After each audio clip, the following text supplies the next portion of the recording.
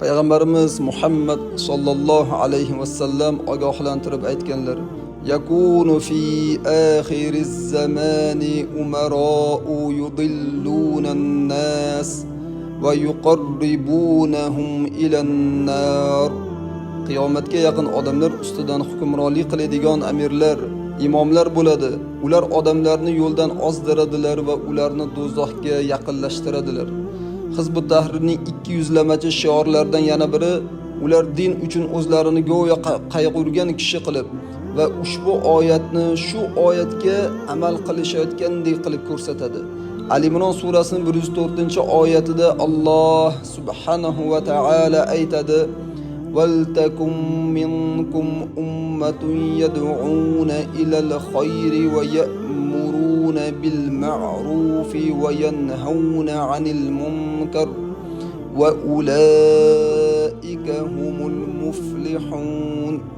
Ma'nosi, sizlardan shunday bir toifa bo'lsinki, odamlarni yaxshilikka chaqirsinlar, ma'rufga buyursinlar va munkardan, ya'ni yomonlikdan qaytarsinlar. Ana o'shalar najot topuvchi zotlardir.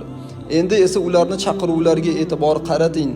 Iymon nimaligini, tahoratni farzi bilan sunnatini ajrata olmaydigan, zaruriy ilmlarni o'rganmagan odamlarga dinimizning asosiy hayot tarzi iymon, ibodat, axloq masalalari qolib, ular xalifalikni o'rnatish haqida, tinchlikda yashab turgan musulmonlarni yurtini tinchligini buzishlik haqida siyosatni yurg'izishni o'rgatadi. Shumi ular tushungan oyatning ma'nosi? Shuncha adashgan firqalar bor, vahobiylar, soxta salafiylik va boshqalar haqida nega indamay jim o'tirishibdi? Nega raddiyalar bilan chiqishmaydi? Nega odamlarni ulardan ogohlantirishmaydi?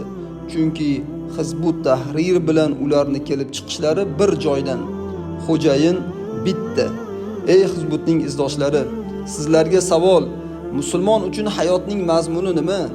Jannatga kirish emasmi? Ha, albatta shunday deb javob berishingiz aniq.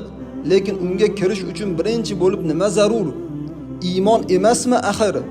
Xalifaliksiz, lekin iymon bilan vafot etsa jannatga kiradimi yoki yo'q? Albatta kiradi. Shuningdek, Huzayfa ibn Yaman radhiyallohu anhu aytadi: Payg'ambar alayhissalom bid'atchi guruhlarni tasvirlab berar ekanlar, shunday deganlar: ma'nosi musulmonlar jamoasi, ya'ni ahlus sunna val jamoa va ularning imomlari bilan birga bo'l. Shunda Huzayfa ibn Yaman so'radi: agar musulmonlar jamoasi ham, ularning imomi ham bo'lmasa-chi? Payg'ambar alayhissalom javob berdilar: bu holda barcha adashgan bid'atchi toifalardan saqlan. Ey ularga ergashayotganlar, ko'zingizni oching. Kimga ergashmoqdasiz? Aqlingizni, qalbingizni uyg'otib hadisni so'zlarini tafakkur qilib ko'ring.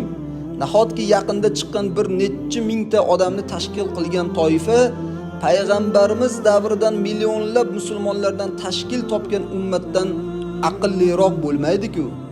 Tarixni o'chirish mumkin emas. Ular vabo kasalligiga o'xshaydi. Qayerga kelsa vayronagarchilik va o'lim bo'ladi. Xalifalik albatta tiklanadi va Imom Mahdi keladi. Insonlarni saylovi bilan emas va sizlarni yoki bizlarni aqlimiz va kuchimiz bilan emas. Shuningdek, kimnidir qarshiligiga qaramay, buyuk va qudratli Alloh o'zini uni xalif qilib yubormaguncha bizlar esa bu ishda barchamiz ojizmiz.